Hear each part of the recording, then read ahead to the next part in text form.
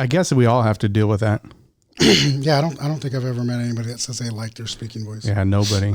And I'm going to break fourth wall and just stare at the camera the entire time. That would be cool.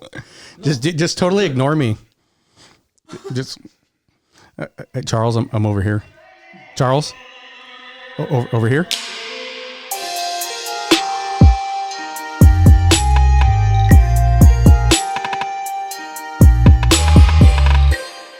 All right, everybody, welcome back to another episode of the Are We Where Yet podcast. I am your host, Johnny. Got a little bit of a cold today, but we're pressing on because the man, the myth, the legend, Mic Titac is in the building. Do you still go by Mic Titac? Not in a very long time, and it's kind of funny that a lot of people don't even remember the Mic Titac Really? persona. Sometimes it's a little saddening, and I think I need to bring it back at times. But no, I do get asked often enough that, do you still make music? Are you still putting out another album? And that alone is just kind of like, wow, it's been over 10 years since I've been active musically, and I still get asked like that. At least that's good. At least I got some kind of notoriety out there that people still wonder and ask. They're checking. Yeah. So everybody, do a little bit of a background here. Real name, state your name for the court, please. First name Charles, last name Escalanti. Do you swear to tell the truth, the whole truth, and nothing but the truth? It depends on what you ask me. Oh man, get a Bible, Luis. We need a Bible. Anyway, so we got Charles Escalanti, formerly known as Mic Titac or Magnus Titanium, depending on where you find him.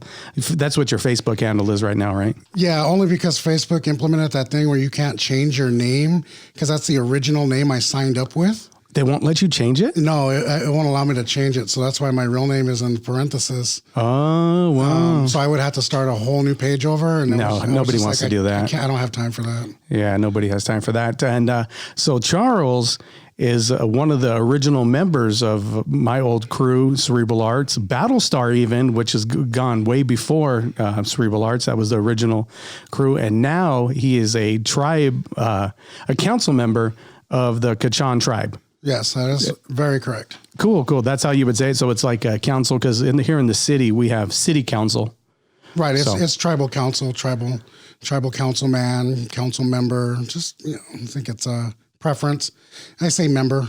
A member. And so this show is all about your journey. So we're going to get to that part where you ended up now sitting in front of me with a tie on and a vest, which is different than your flamboyant boas and spikes, bracelets and boas and bandanas of every kind of make and shape. That's the Charles I remember. Yeah, he's gone through a lot of transformation. And I will talk about myself in the third person. That's totally fine. Probably throughout the episodes. And remember to stare at the camera too. Yeah, I'm gonna break the fourth wall pretty often, just to make everybody uncomfortable. Yeah, just stare into their souls. That would be great.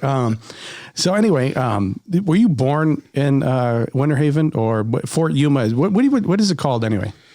It's called Fort Yuma, California. It's the Quechan Reservation. I think classified it is Winterhaven, California.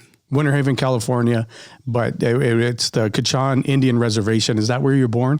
Well, no, I was born in Yuma, just because it's across the river and we didn't deliver babies. Oh, okay. After a certain time period. Actually, my dad always claimed he was the last baby delivered at the old hospital building on the hill. Yeah. Oh, cool. He claims it. I don't know how true it is, but that was, he took that with him. That whatever Sonny says, I believe.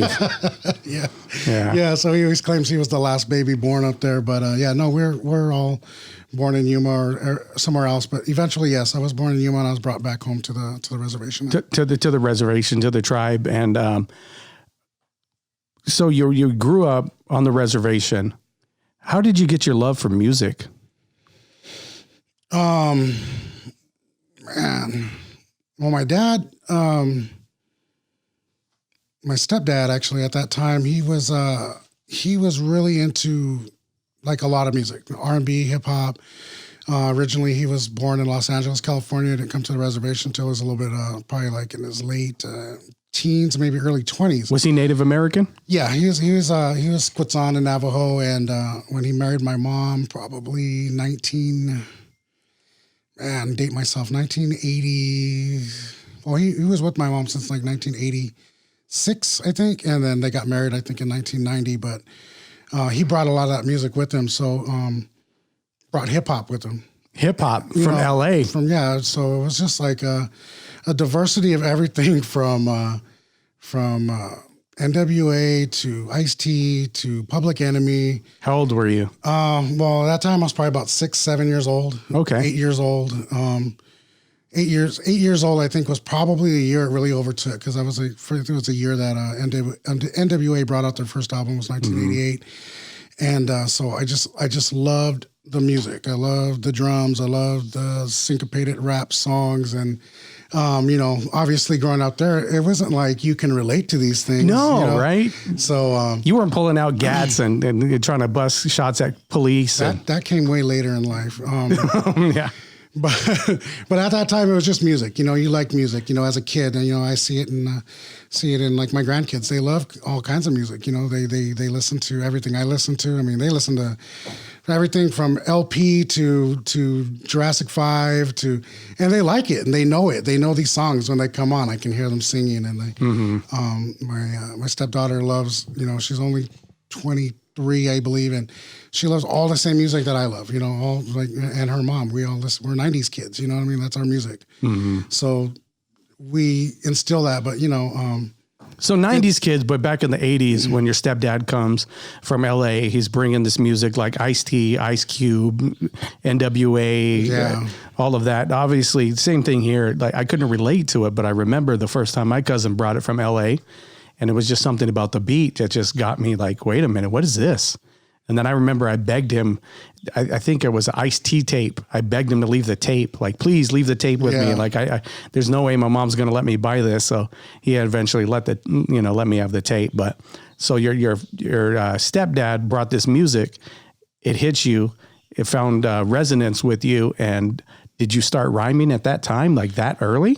92, I think, was the year that all dated that we started. My cousin and I started to make songs. We'd get instrumentals off of records or singles. At that time, singles, you go buy tapes, and always had the original version, the remix version, the radio version, the instrumental, of course. And the instrumental, yeah. And so that was it right there. And I think the first song that we ever wrote was to Cell Therapy by Goody Mob.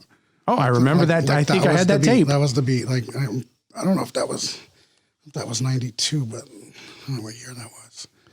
But 92 was a year that we started, writing raps, learning to freestyle, emulating everything that we could see on videos and, MTV's, back when I played music, Rap City on BET, that was like the thing after school was, we got to get home to watch The Basement, that was a little bit later in the 90s. Yeah. But like, it was always that. It was always about what we can learn from and how we were going to do it and make it our own, And I think that's one thing that I'll take to, my attribute was that I never wanted to sound like anybody. I didn't want to sound like what was already out there, and we didn't make music to sound like anything other than us, And my favorite MC of all time is always going to be Ghostface Killer. So I won't say that. I don't think anybody will hear my music and say, like, oh, I can tell it because this guy likes Find Ghost. The influence, yeah. But the way that he wrote his songs, where everything wasn't so just plain and basic out there, I always tried to write like these heavily in-depth, subliminal kind of rhymes where you had to think deep in order to catch what I'm saying, some substance. So that's what my writing style came from. And as I got a little bit older, I got out of that because, I don't know, I just started to mature more, I guess. And so some of the things were a little bit more, understandable to anybody listening. Because nobody's going to like your music if you're the only one that understands it. Tell that to A$AP Rock. No, but he's got a fan base I would kill for at one point in my life. If you haven't heard of A$AP Rock, Google A$AP Rock and tell me what the heck he's talking about. A$AP Rock did it right because he did it his way and became what I would call pretty famous off of it, and nobody else did it any better, I think. But A$AP Rock is also on my top 10. Yeah, he's great. But let's go back a little bit, back to that kid that's on the Indian reservation that hears this music. And was that something that was popular on the reservation at that time, or was that something very unique? I think around that time, I think it was pretty popular, because there was a lot of music. Hip hop music was around, and there was breakdance crews out there, maybe like 5 or 6 guys, and some of them I still see to this day, and I wonder if they could still, handle their moves, but probably not. Call them out, do a windmill.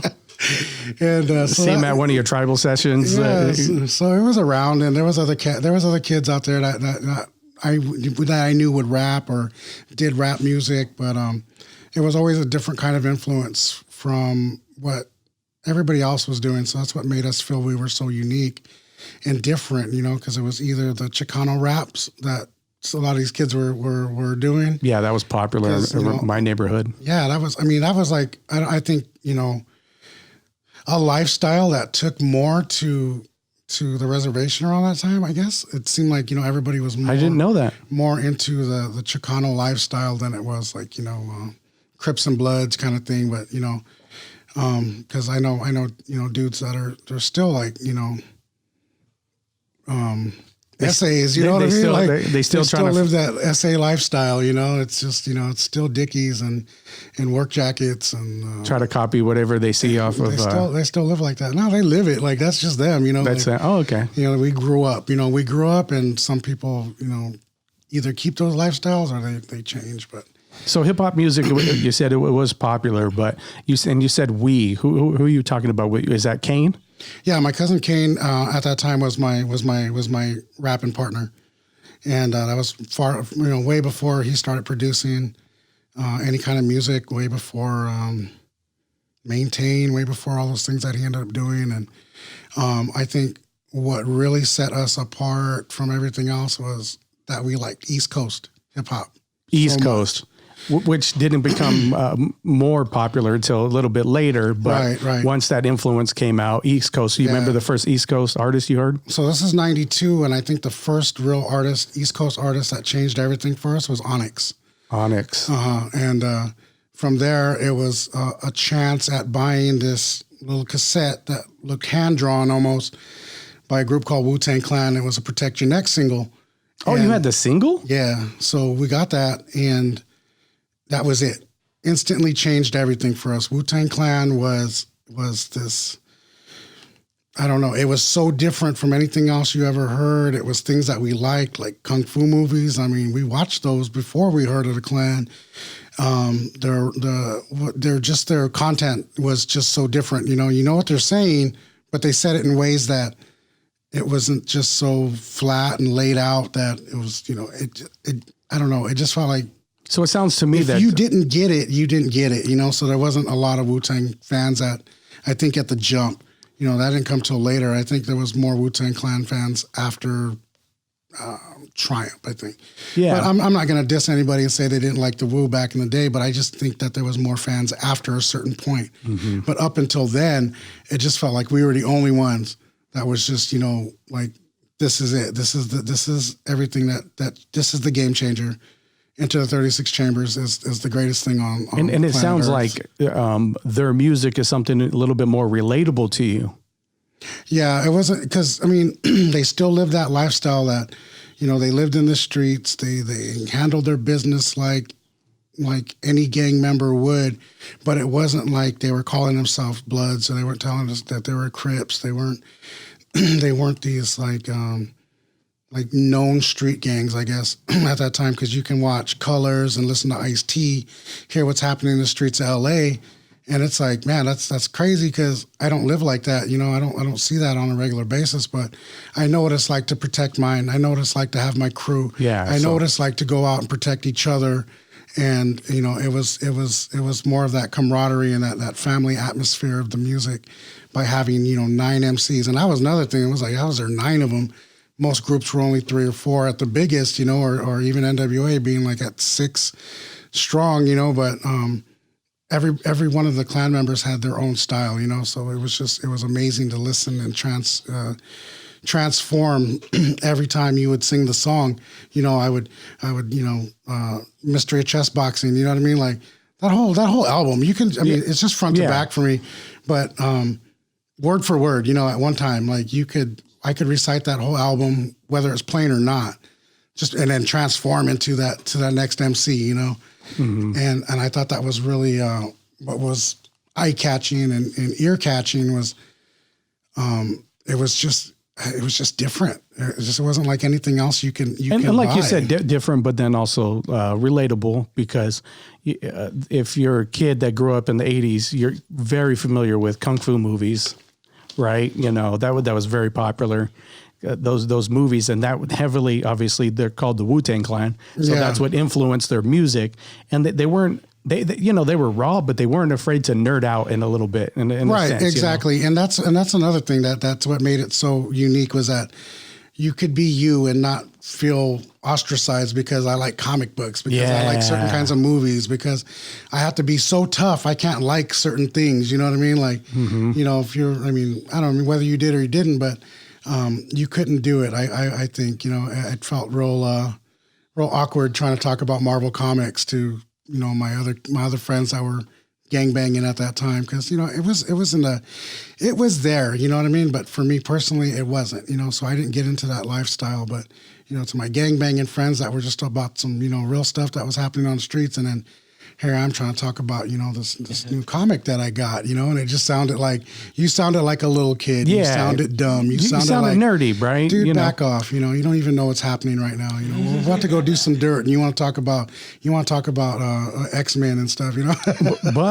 but they obviously became wildly popular.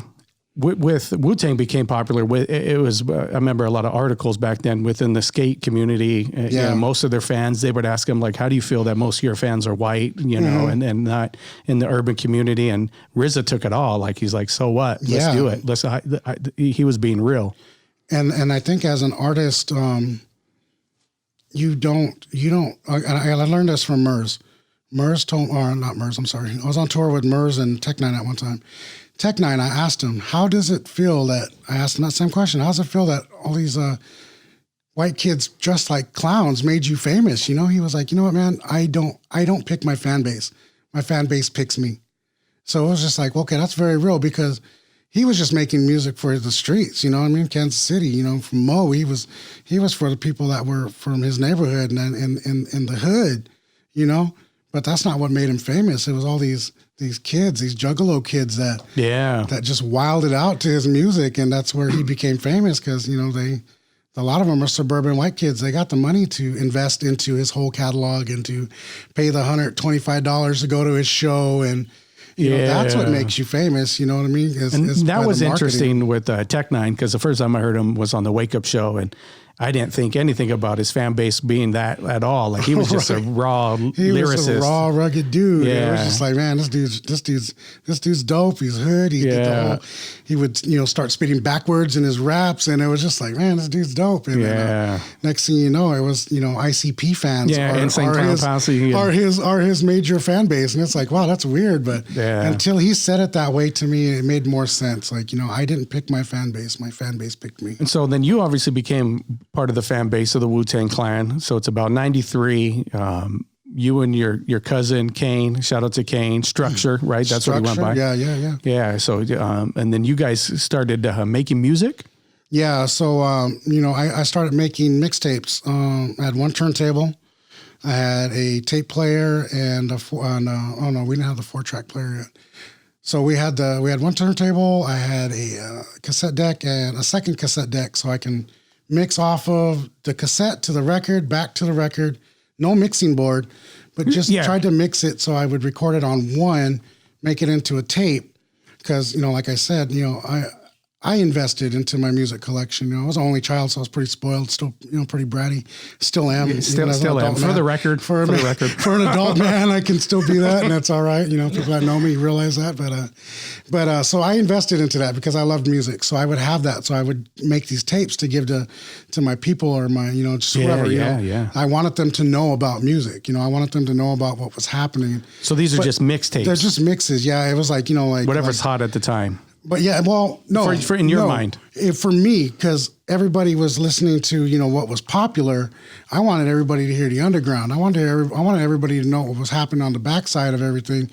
So it was like, Wu-Tang mixes, Redman, EPMD, Onyx, and just like all these other underground artists I could find. I would make a point to find the rawest stuff possible, and there's so many artists I can't even think of anymore, but I just know that they were there. Maybe they never made it anywhere, but Black Moon, I tried to keep them popular. Yeah, Black Moon, of course. The whole boot camp clique, Helter Skelter was dope, and those so guys you're making these tapes. Sean Price, before anybody knew Sean Price, Sean Price has always been dope. Like one of the best ever. One of the best ever. Probably the most.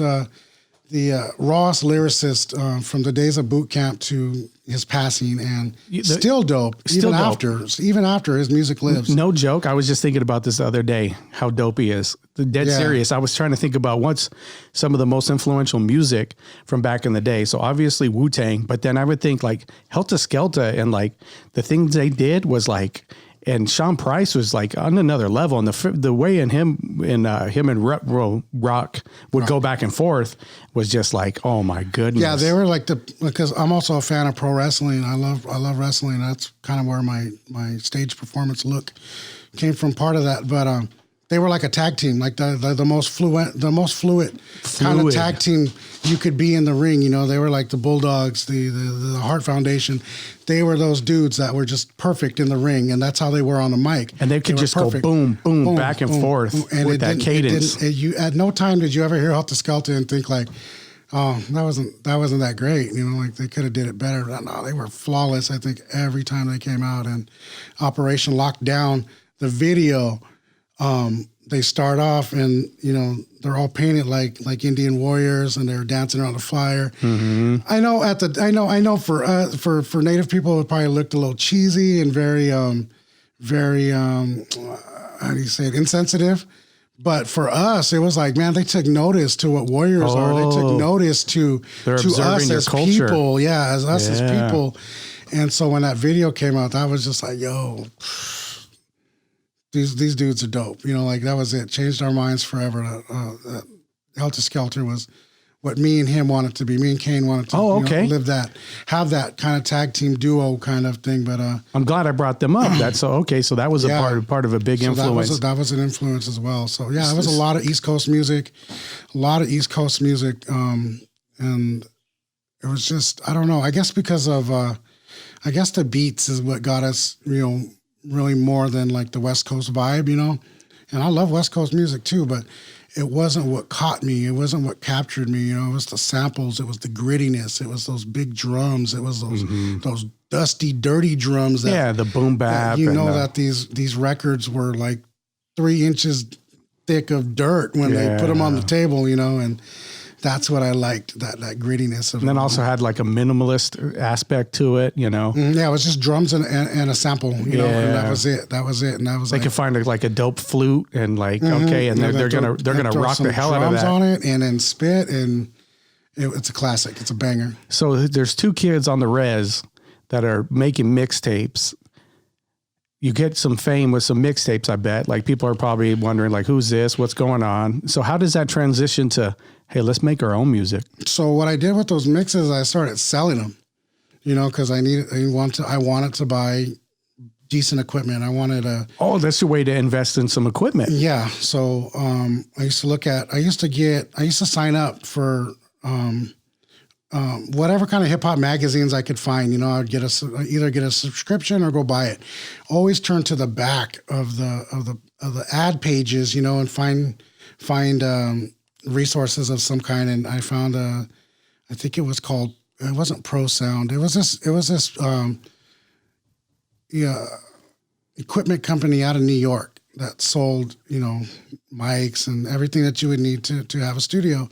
And they had a package deal for a 4-track, for a Tascam 4-track recorder, for a Gemini DS1224 sampler, and there was something else that came along with it. Oh, and a Dr. Boss SP202 drum machine. Is that the same drum machine that you brought? Yeah, that was the one. The same one. So we started to try to invest in getting these things so we could start recording and start buying mics and start buying, we'd buy the cheapy stuff because that's all we could really afford at that time, or get our hands on. And that sampler, it was only 24 seconds worth of sampling, and it's deceiving that it's 24 seconds, but it was 2 banks of 2-second samples, 4-second and a 12-second, or 2 4s, 2 2s, and a 1 12.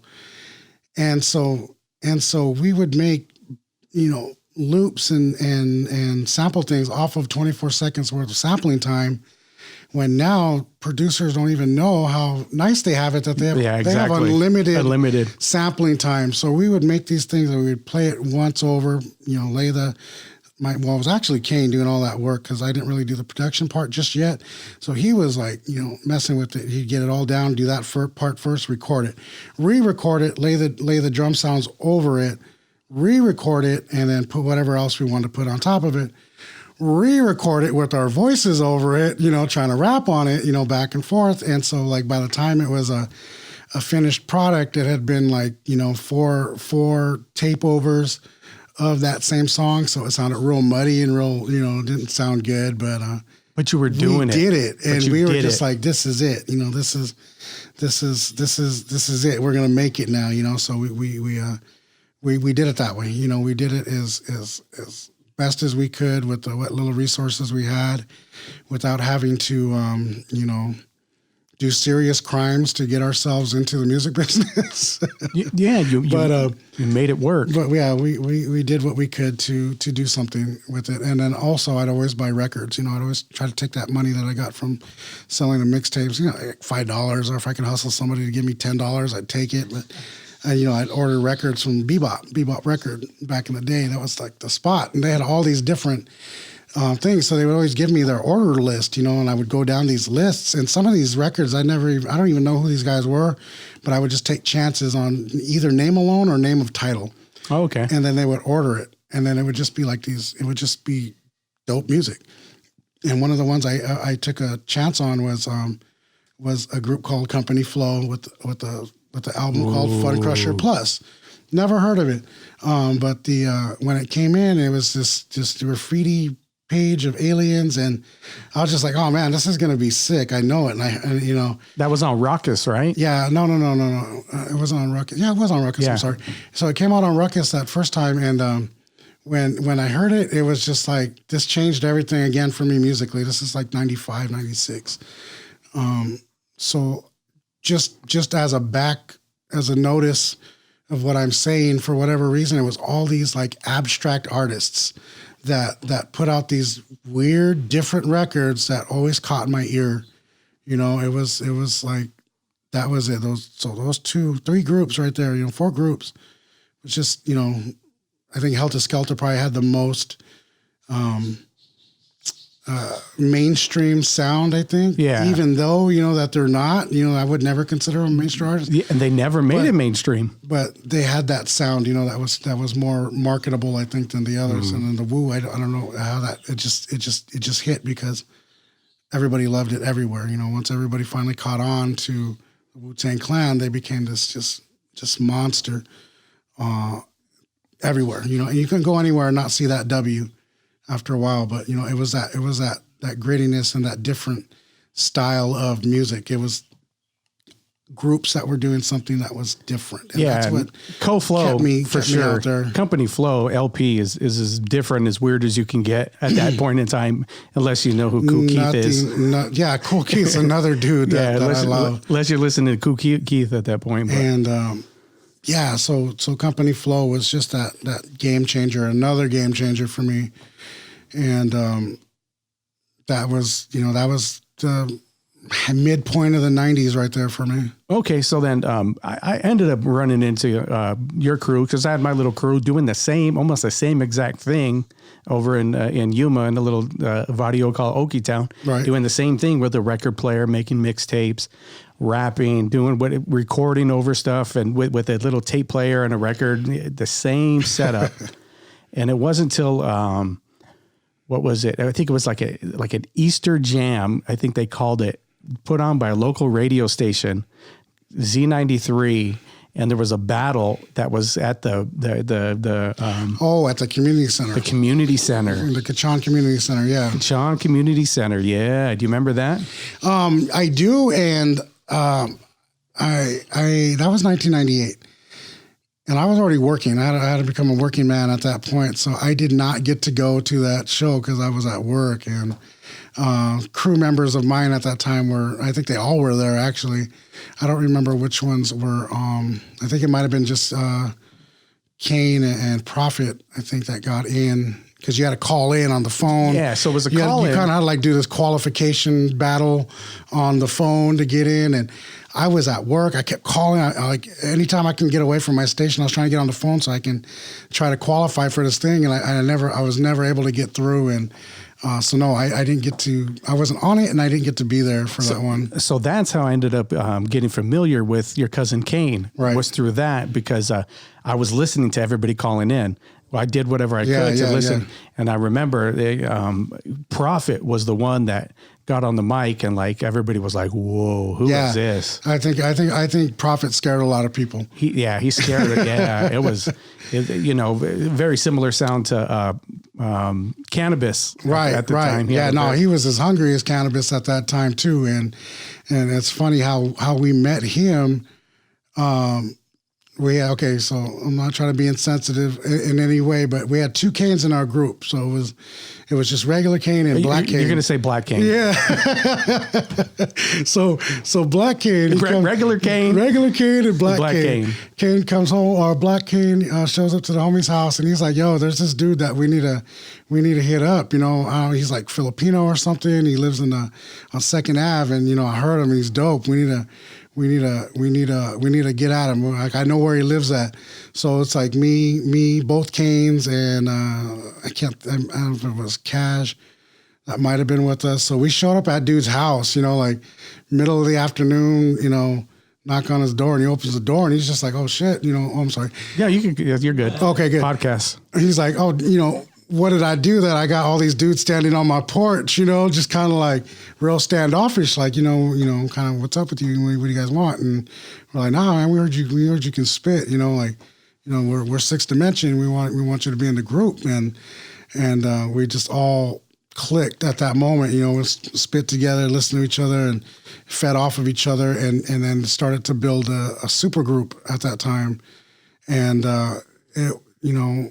it was the start of, I think, I would call my music career right there when we formulated that group. Sixth Dimension, yeah. Which, yeah. So I'm hearing Prophet on the radio just spit some like hard bars, and I was an MC, and I'm like, I'm trying to get in the same, but I'm working man too.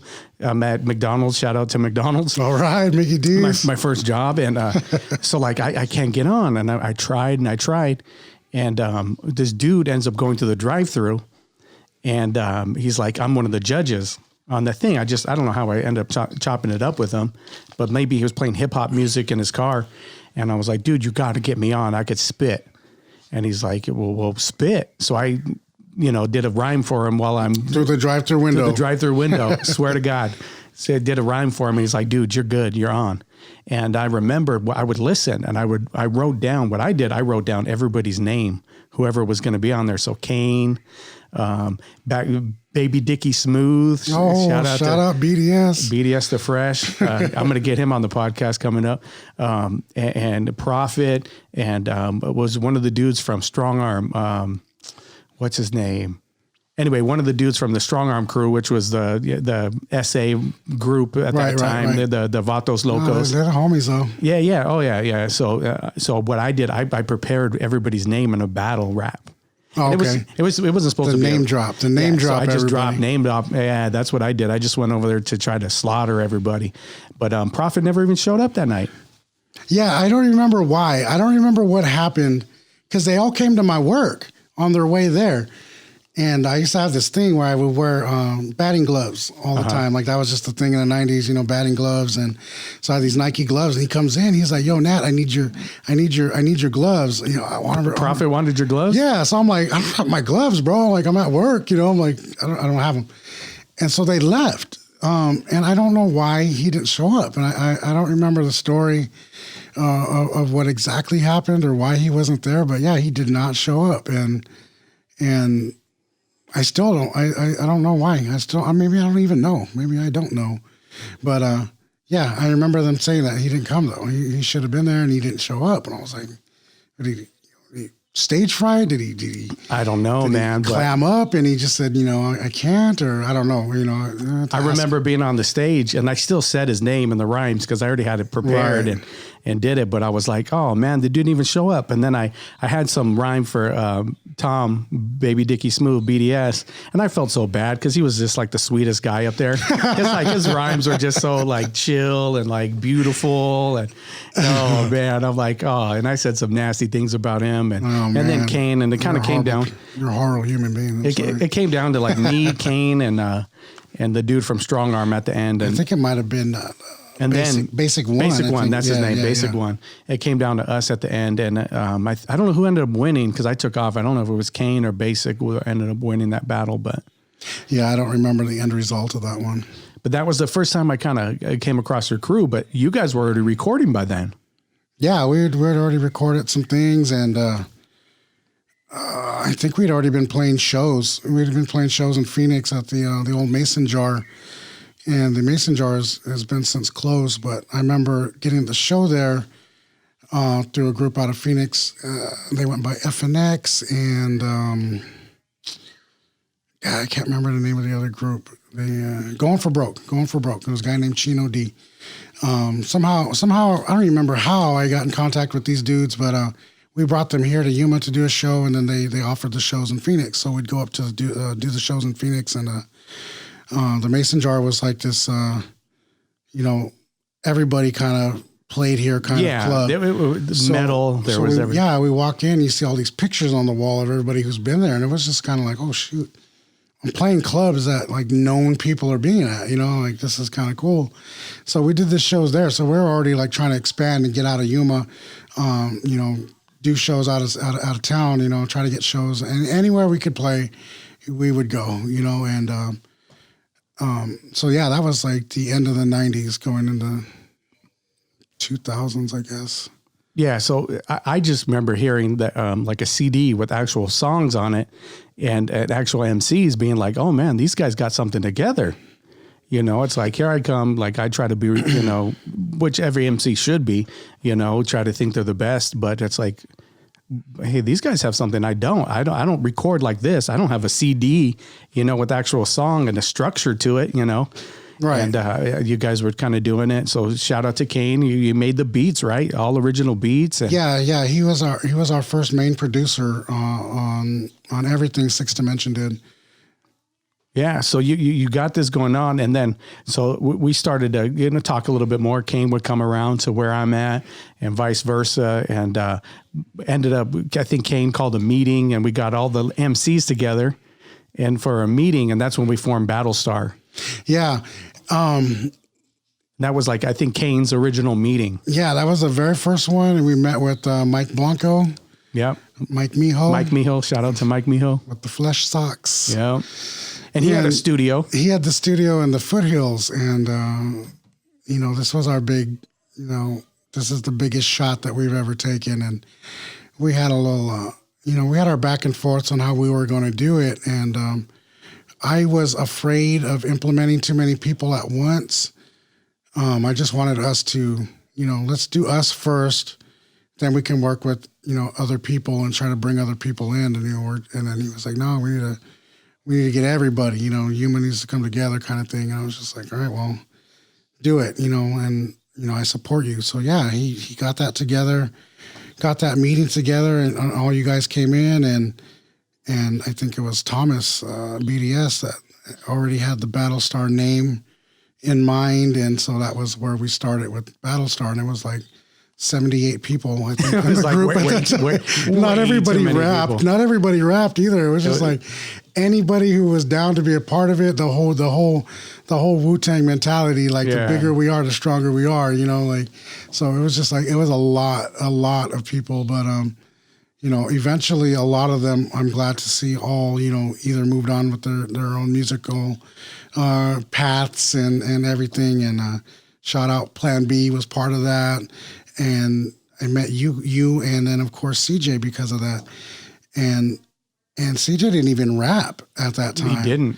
And he was just there. He was like, you know, he made beats. Oh yeah, he was working on beats. They weren't that good, but he made beats. I don't think I remember hearing those original beats, but yeah, he was with you. And then I remember being at Rumor One's house. We were one of the many thousands of crew ups we had at his crib, and we're out back. And I remember being in Cypher. You know, everybody's in there, and then Quasi came in just spit and killed, and I was just like, when did you start rapping? You know, like, and he was just he did the same thing to me. He was like 6 months ago, you know, kind of like I just started like, seriously. Like, what do you mean 6 months ago? And you're already this dope? Like, I'm not a fan of this. I'm very upset that I've been rapping for, you know, I don't know, 10 years now, probably. And this dude came out the woodworks with some of the illest raps. Dude. And freestyled them. It wasn't even like he came in with writtens. He just came in and spit freestyles. He was on another level. Oh, dude, yeah. I've been a fan of that man since the first time I met him. And, you know, I don't think there's ever been a day that's gone by that I have not thought about him since then till today. I still think about him all the time. And he was probably the biggest influence on my later career, you know, on my transformation of becoming a solo artist, because I had become so accustomed to being in a group, you know, like everything was group orientated, and I didn't think I could handle doing the solo career, you know, by myself, you know, where it's just me. Do I have enough content to be able to fill an entire song? Can I rock a stage by myself without, you know, a group behind me that I was so used to? And which is daunting. It's a daunting task. Yeah, it is. It's not easy. And it's when it's the first time you hear it that, dude, you need to be on your own. Why? You know, like I still got people that I can pull into a group. I know somebody else. I know because Sixth Dimension had started to, you know, unfortunately crumble around that time. And well, a lot of it crumbled. Battlestar crumbled, and then we started Cerebral Arts, and then we started to kind of grow and mold that. And then that's when Open Air started. You know, it was a crazy idea that I had. Then I came to you, and you're like, well, okay, Liz, if you can make it work, you know, and you were always the financial investor and everything. Yeah, you know, it takes money to make things happen. And I think what a lot of people miss is that aspect of where's the money going to come from in order to make these things happen. And I know that was something that was hard financially because, you know, at that time, by then I was, you know, I had a son. I don't know what year this might be, but you know, I already had a child. I was already working. Didn't make a lot of money, but I knew that this was going to work.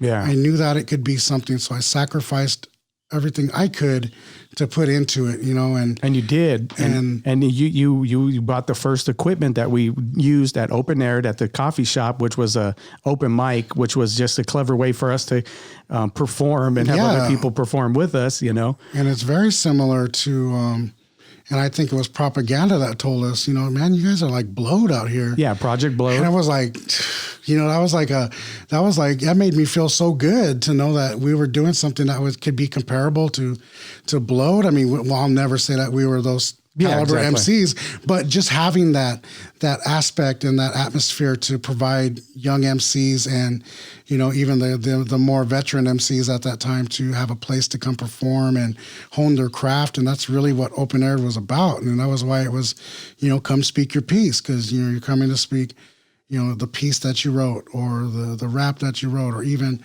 hit the graffiti wall in the back, or come dance, come Do whatever you got to do. Yeah, come be a DJ, anything, anything that was oriented. And I know that we opened the doors for a lot of people that probably would have never had that opportunity had it not been Mob for open Rob. air, Remember Mob Rob? He was one of the first, he comes out, Mob Rob's still doing it to this day. Yeah. Plan B, he came out. And all the boombox typical dudes, he man. Flexed his skills. Yeah. J-Worm. J-Worm.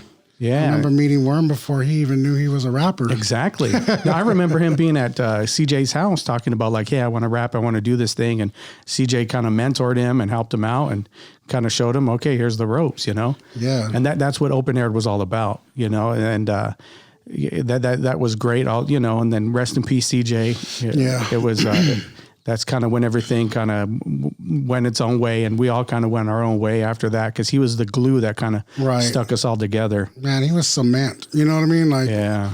Once he was gone, that crack in the foundation came, and I lost all passion for music altogether. Like, me too, man. Once he was gone, I couldn't even focus on music. I was just so depressed. And the hardest thing was that, since the day that I met him and learned more about his disease, him having cystic fibrosis, that this was something that was imminent. So it wasn't like one of those, sad cases where it was just, something happened and he was taken from us far too soon. I mean, yes, he was, but we knew this was coming. He always kind of in his own way let us know that it's going to happen sooner than it's supposed to, and he would always try to keep us comforted. And but even then, even though I knew that day was going to eventually come, when it happened, it was, it sent us all into a tailspin and kind of we all had to reground ourselves and refind ourselves again. And so that's what I kind of want to move on to. How do you find yourself as a politician now after all this?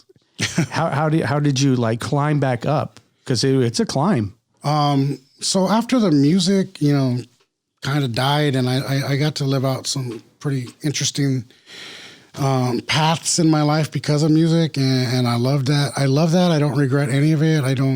Can't say that I miss it because it's a lot of work.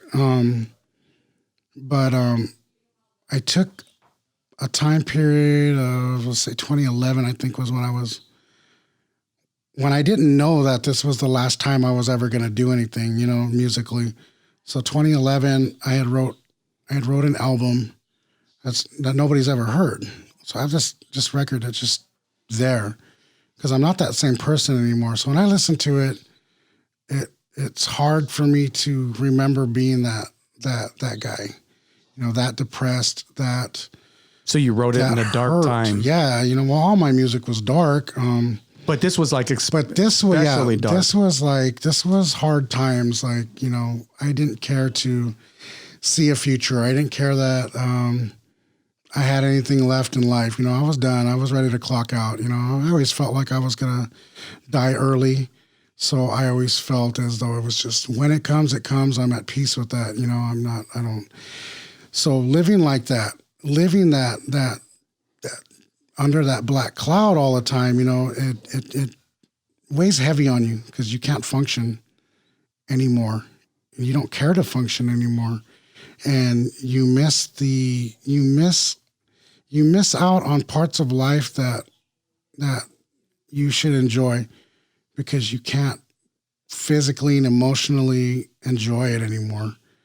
I was in a really bad relationship. I was going through a lot of ugly things within myself. And this is after CJ passed away. That was CJ, yeah. This is 2011. So he's been gone since 2010. So by the end of 2011, I don't know. I can't really remember where I was at. I was just working. I was just living a day-to-day life. Just trying to get by. Just trying to figure it out. And for whatever reason, I was still here and, God has a plan for me kind of thing. I'll leave it in his hands. So, I went through that whole process of in and out of understanding my faith and is it real? Is it not? Is it, I don't know what it is, and it's scary to not care anymore. You found it yourself at a place not caring. Yeah. So as that started to move along, a friend of mine, Tyson Paulus from Unique Systems, asked me to do a show in Mesa. It's 2012, April of 2012, and Divine Wind. It's like my brother. He had a band. I think they're trying to get back together now, but he had a band called Kamikaze Democracy. Great band. And so he was like, let's do this show. Let's go do this show for Tyson, And I'm like, yeah, I can do it. So pull myself together. It's like, it's like I pull out this just box of all my old gear, my spikes, my boas, and I open it, and it wasn't like, yeah, let's go do this. It was just like a box full of really bad and repressed and ugly memories. Wow. Because Mic Titac was a mask to hide my depression, to hide the ugly part of me, because that was a way for me to express it in a way that it wasn't so physically damning to me,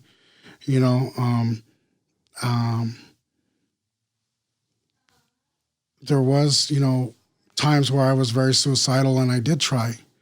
And that's why I feel like there was a plan for me. That's why I'm still here, because I didn't succumb to those things. So when I opened that box, it was just like, it was just ugly. It didn't feel right. Mm-hmm. But I did it anyways, because, I was going to go do this you kept your word. Mm-hmm. So you put the mask back on, and I tease people all the time when I say that line, like, I didn't choose to wear the mask wears me. Mm-hmm. But I had to realize that the mask isn't me anymore. I get to be a normal human being outside of the music. The music started to create that bad person that when you're an artist, you should be confident in yourself. But that confidence became ego. That ego became a very big monster. And that monster became its own death. Yes. So I put that monster away in that box, and I buried it. And then that day when that came out, like I said, I opened it.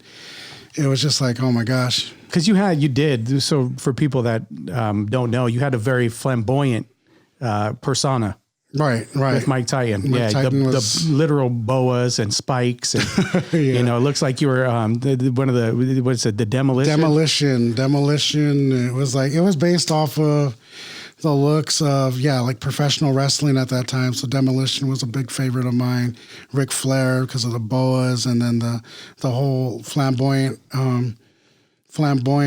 attitude of like Africa Bambaataa and the Soulsonic Force, because they had it too. They were so different, because some of them dressed like Indians too on stage and stuff. So it was really neat to see it. And then of course like Judas Priest. I like Judas Priest.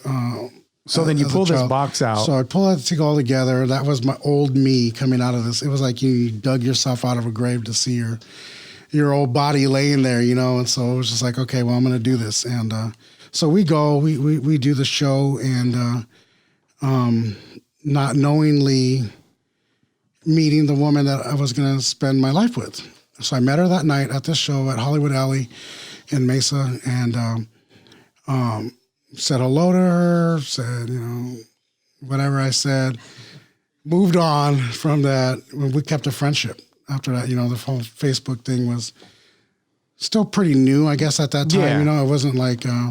but it was a thing. It was a thing. So, we'd message each other, this, that, and the other. And eventually, within the year, moved and progressed. I would go visit, and she would come visit me. And then that not knowing that... just was it, like my whole life was going to change from here. I didn't know. This was like the little spark. Yeah. So this is where a lot of things started changing. And like I said, you look back and you don't know it, that this is the change that's going to happen, So she eventually moved in with me down. She moved her whole She Native life. American? Yeah, she's half Hispanic, half Kokopah. She's actually on the Kokopah Tribal Council now. Oh, sweet. Well, she's been on for the last 6 years, and so I learned a lot of my my technique from her. Exactly. So watching her do it for 6 years was a great experience. So now that I'm in a position that I'm in now, I kind of follow those same, but I make it my own because. So when you met her, she wasn't on the council, right? No. She grew up in Chandler, so. And she was just like a breath of fresh air. Yeah, so she changed a lot about me. She taught me how to grow up.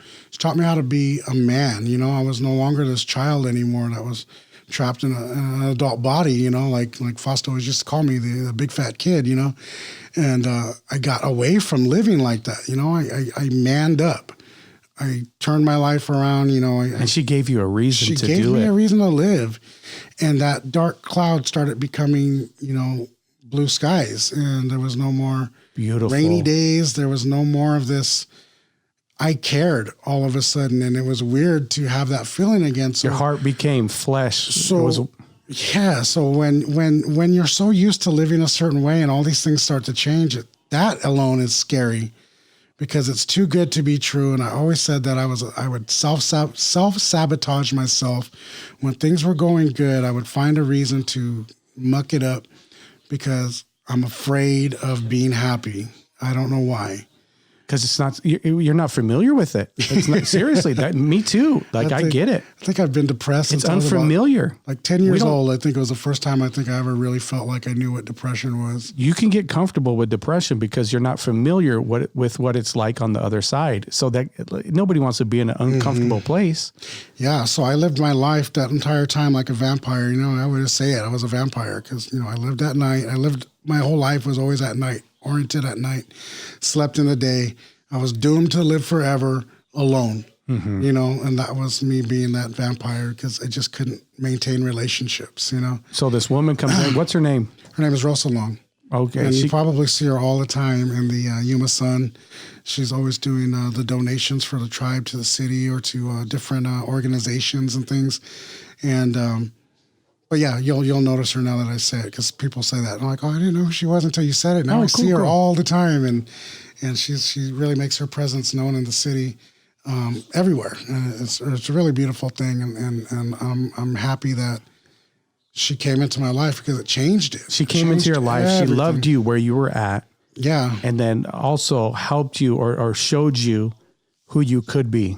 Right. Or who you really are. And showed me the real me, the true me. Was like, she took the mask off. Take the mask off. And I didn't know that I was this person underneath all these years, and it's hard, I think, for people who've known me their whole lives maybe and only know me that way. And to see me doing this now or being this person now, it almost feels like, oh, he's faking it, or he's not really real. He's not. And I get it because, it's hard to trust somebody that's always been so, just ugly, an ugly person for so long. And so now that somebody can do it and change that about them, it is different for them to see me, happy, to not be this lowly depressed person, this, alcoholic person, this guy that just, lived his life like it was just going to end. Like he didn't care. Like, I didn't live like that anymore. So you would say love is what? Love changed. Love is real, man. Love is the realest emotion ever, as long as you allow it to be. And I don't think I ever really knew what it was until after I met her. Because you say the word love so loosely because you think and you really don't at times. You love people that you're with, you love the relationship you're in, but you're never able to step back and look at it for what it is and see how bad it truly is. And that's not love when somebody is so impacts your life with jealousy, with envy, with hurt, with you can't live like that forever. And I think a lot of people unfortunately do, and that's what they get accustomed to, and they think that's love, and it's not. It's somebody that, love isn't jealousy. It isn't your girlfriend jealous of everywhere you go, every female you talk to.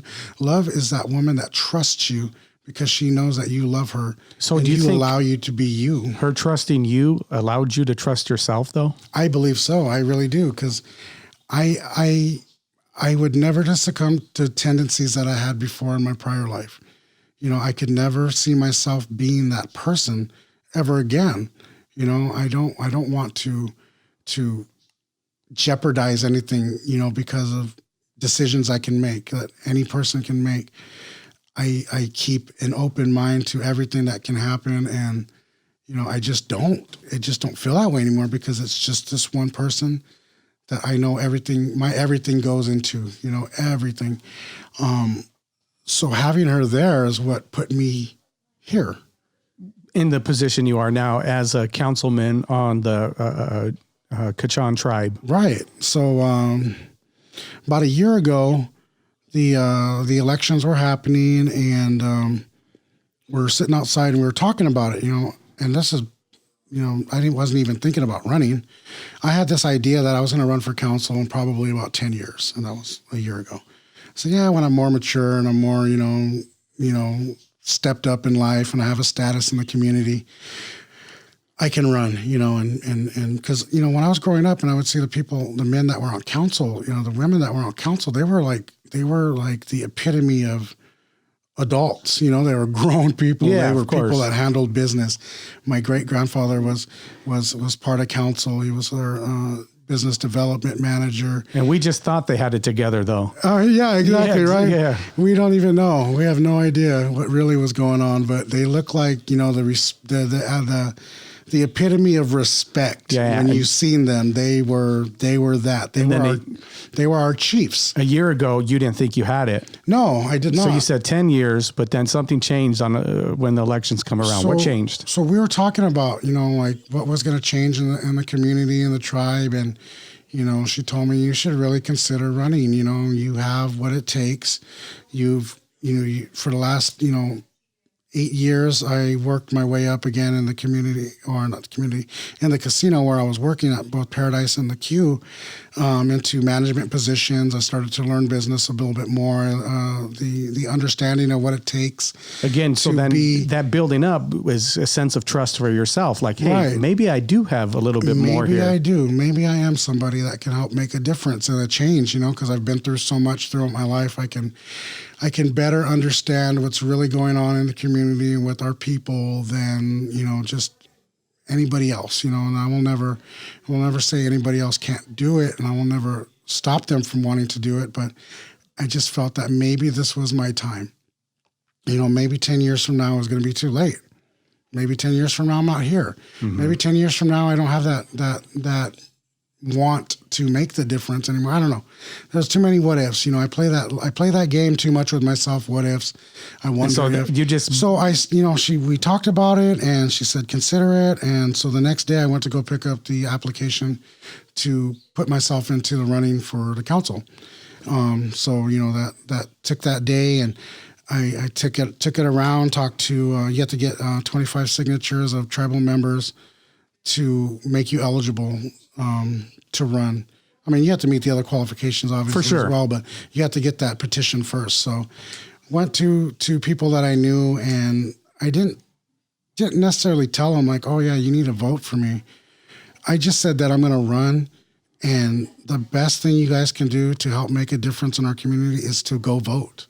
Go out there and vote. I don't care who you vote for, just vote so that we can get, we can continue to excel and progress as a tribe. So I never really asked anybody to vote for me. I didn't do a campaign. I didn't do the Facebook things. I didn't put, signs in anybody's front yard. Even my own family. You just put your name on a list. Just threw my name in the ring. I didn't even tell my own family to vote for me. I just told them like, yeah, you guys need to vote. Go out there and vote. So we have a strong council. And so the night of the balloting, people updated on Facebook, so and so, and they took a picture of the votes that were happening. It's probably around 11:30, midnight maybe, and I had to go to work the next morning. So I went to bed with like 34 votes, and I was like, oh, well, you know, better luck next time kind of thing. I got 2 years to solidify myself in the community and make myself known and really start to formulate a plan of what I will do when I get in, you know? Mm-hmm. So I went to sleep with that vision, because there was other people that were well over 100, I think at that time, and closer to 100. So I'm at 30 and I'm like, I'm not going to make it. So, oh, well, I tried. I went to bed, woke up that next morning to start getting ready for work. And Rosa calls me and says, hey, did you see the election results? And I was like, no, I didn't even look at it yet. She goes, do you want to know them? And I was like, yeah, I guess, you know. You're like, what, you want to rub it in? Yeah, exactly. Like, what you trying to do? Like, yeah, I guess, you know, I want to know who made it on the council. So she reads the top 5 names, you know, and I was that 5th name. And, you know, like I said, I was just waking up, and, you know, she said my name, and I said, what? You know, I said, what do you mean? What do you mean? She was like, babe, you got on. And I'm like, what? Like, what the hell? I went to bed with like 34 votes, you know, of people that probably just went to school with me or maybe just knew who I was, but I didn't realize like I was going to get in, you know, in the top 5. And so it was very, it was that trust in myself went to, now there's people that trust in me. Yes. Now the weight and the responsibility is on you. It's no longer about me anymore. It's about 4,000 tribal members.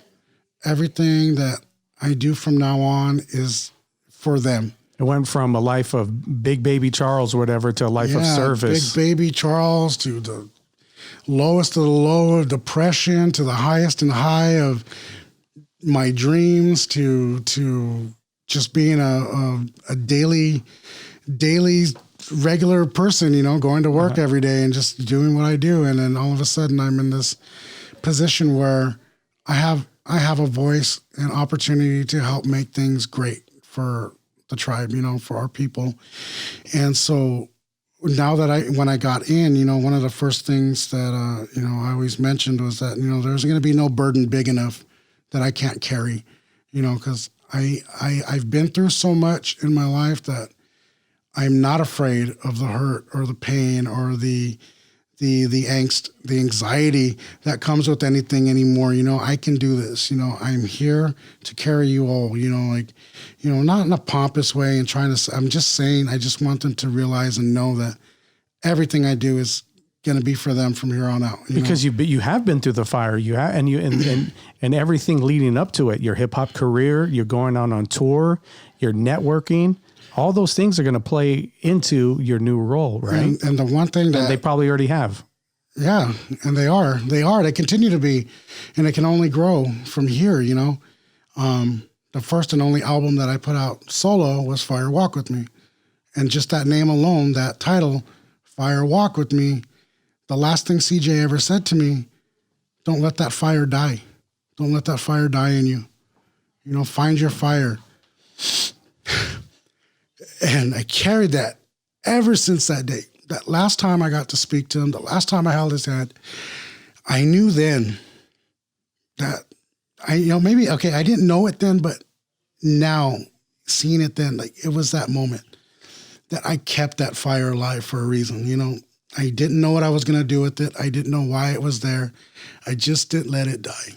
He told me to find it again because he knew that I had real passion. He knew that I had a real drive. He saw beyond the mask. He knew the person behind the mask. He didn't fall for the mask, you know. He knew me. He knew Charles. He knew it. And so I always know that was one of those changing moments in my life, and I didn't even know it at that time. That's what he meant by it, you know, and I think of all the things that he could think or say to me at this time to see me, just like you said earlier, in a vest, in a tie. Oh, he would trip out.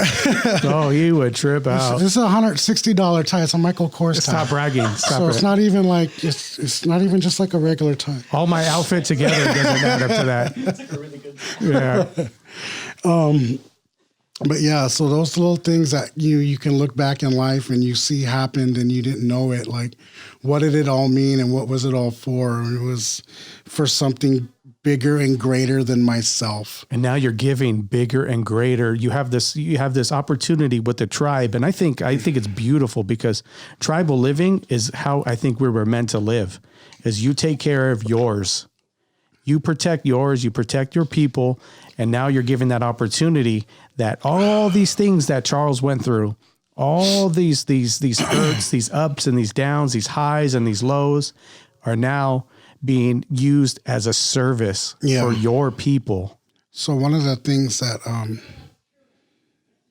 I had said one day, I was talking to somebody and it stuck out that I said it, that reminded me how things went for me. It was, I went from being so selfish to being so selfless that it's, I've given myself to the people, and whether they know it or not, or whether they recognize it yet, I want them to know that this is real. I take it very serious. I'm giving my everything to this position so that I can see something bigger. I can see that progression, because that's what our tribal seal says. It says, together we progress. How are we ever going to progress without that togetherness? And I'm trying to think of ways and get the rest of the council to always keep that wheel turning of how we're going to keep our togetherness and what we're going to do, and how do we get this to truly happen? Where are we going to see it happen? What's going to keep them together? What's going to bring them together?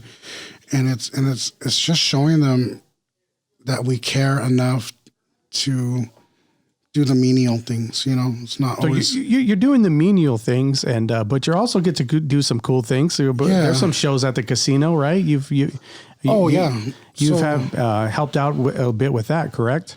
Yeah. So what happens is most of the time our marketing team will either get bids or go looking for bids for artists to book. So they'll bring them to us for final review.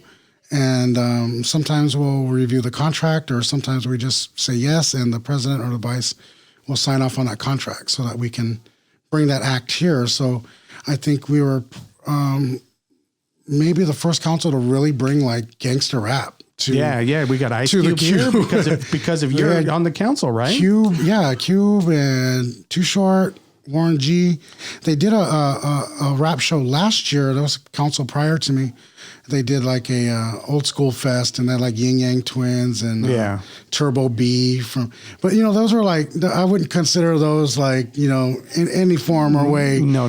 Gangster rap. So as we brought that, and it was just like, wow, like we can formulate change. We can do something different. I'm agreeing to doing some of these things just so we can get data of what the casino can do by doing these kinds of shows, both financially and in the community, because there's no end to what I think we can do as far as that goes. But I do have to always remember that, we're a casino with a venue. We're not a venue with a casino. Yeah. So the money maker is always going to be on the gaming floor. So we got to make sure that the money stays tight and we're not losing money by doing these things. But I missed, unfortunately, the Ice Cube show because I was out fighting for our water rights out in beautiful Santa Fe, New Mexico. They had a Colorado River Symposium. And by going to this, the president and I, we were there for the first time. There was the biggest tribal presence at this symposium ever. There was, one or two, maybe a couple of symposiums before that. But us having that presence there is the showing that we want a seat at the table when it comes to our rights of what we want out of our water and how we can use our water, how the state has done us wrong in the past, and how federal government still tries to, do whatever they want with tribal entities, of any kind, land, water, and we'll get cut out somehow or another, So we're trying to implement that so that we're there and make our presence known, that in 2026, when these next interim guidelines come out with the for the usage of the Colorado River, the tribes will then be one of the largest stakeholders. Because tribes altogether own 20% of the Colorado River. So we need to have a pretty big seat at the table. Exactly. And they need to think of us first instead of being the afterthought. So you're in the front lines fighting for this. Yeah. So I took up the task of water when I came on council. I asked to help be on that. So I've been active with that, and it's a lot to learn, a lot of legalities, a lot of technical. But you're up for the task. But I'm up for the task. I have a great water lawyer. Shout out to my boy J-Dub. Knows his thing. He tells me what I need to look for, what I'm looking at, what I need to strengthen myself in, all those kinds of things. So because of that, I was in Santa Fe. My flight got redirected to the following day because there was a hurricane going through Dallas, because you fly from, which didn't make sense to me. I wish they would have just booked me through Phoenix the first time, but I had to fly from Santa Fe to Houston to Yuma because of the hurricane going on in Houston. They had to book me to Phoenix, but it wasn't until the following day.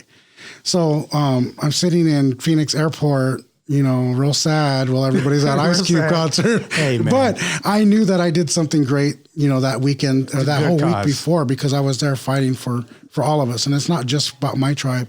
It's about all of Arizona tribes, the allocations of water and the rights of our water. And I think that's something that CJ probably would have tripped out on too.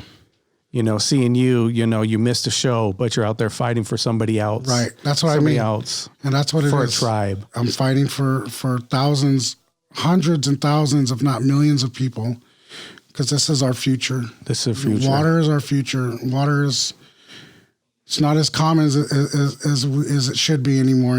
It's the new gold right now, and everybody's fighting for it, and everybody wants a piece of it. They won't let Phoenix go without water. They won't let Las Vegas go without water.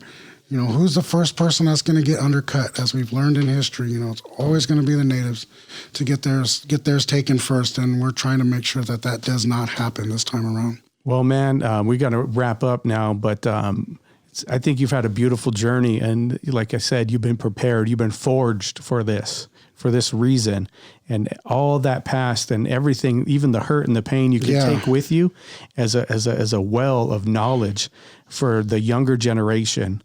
And even for your generation now, and be a light for them. That's what it's really about, man, is investing into our youth. And when people ask me what it's like being on council, I tell them, I've been preparing for this my whole life, and I didn't even know it. So this show is Are We Where Yet? So I got to ask, where do you want to end up? Where do you see yourself? Man, the scary thing is it's not even about where I want to be anymore. It's where do they want me? Okay. Do they want me still on council? Do they want me as who knows, the bigger principals, the vice or president? Maybe that's my 10-year plan and I don't know it yet. But that's up to the people, and it's up to what I can do and produce for them. If they want me still there, if for whatever reason I don't ever get back in and my political career ends now, there's not a doubt in my mind that I'll be put somewhere else I'm needed. My inauguration speech, I said, God puts me where he needs me to be. And I didn't know it. But if he wants me to be here and he wants me to do this for my people and my people want me to do it, I will be there. So your where is a where of service. Yeah. That's where your where is. Yeah. It's a place of service. Yeah, and that's what it really is when you with your faith. You're a servant of God. Yeah. And you don't realize how big that is until you're a servant of your people, of your community, right? Of everything. It goes beyond this just theory that I'm serving God to actually you're serving God, the God that's in this person here, the God that's in this person there. Yeah, because there's God in every one of us. God in every one of us. Hey, man, so thank you very much for doing this. I appreciate it. I appreciate you for having me, man. I appreciate it a lot. This has been great, a real eye-opening for me. and it's a blessing for me to see your change, and I hope the same, reflects back on the other side, that you've seen a change in me. We used to be two egos going at each other for some time. Man, but clash, the real clash right there. Yeah, maybe we can talk about that on the next podcast. Yeah. Maybe. Yeah, the clash of the Titans. But guys, thank you very much, and I appreciate you, man. And thank you guys for listening. If you can, leave us a rating and review if you're listening on Apple Podcasts. You can find us on YouTube. You can find us on Facebook and all podcast outlets. Thank you guys for listening. Thank you for Luis that's over here. I want to say shout out to 310 Media. He's always putting this the video together. So really, thank you for that. And thank you guys. And God bless.